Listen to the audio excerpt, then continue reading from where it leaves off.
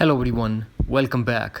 If you have an auto lock issue on your iPhone after the update of iOS, then do the following step to fix this issue. So without wasting any time, let's get started, and before start please do like, share and subscribe.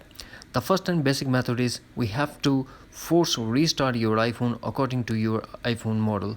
After force restart, hopefully you will get rid of this issue.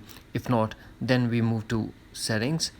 Here we are going to tap on display and brightness and tap on auto lock, and make sure that you have a select the time 30 seconds to 5 minutes to lock your screen automatically. After that, if you're still facing the same issue, then we move to settings, tap on general and tap software update and update your iPhone to a latest iOS version if available. And if you're using any beta version on your iPhone, remove the beta profile and back to the stable version of iPhone. And also we are going to check the iPhone storage and make sure that iPhone is not running out of space. And after that, tap on transfer reset iPhone, tap reset and tap reset all settings.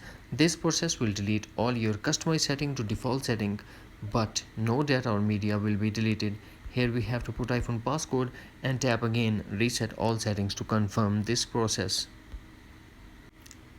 In the end, what we have to do, we have to go back to settings. Here we have to tap on screen time and turn off screen time if it's turned on.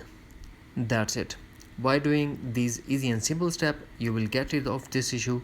Hopefully friends, you found this video helpful, so please do like, share and subscribe. Thanks for watching. Take care. Bye bye.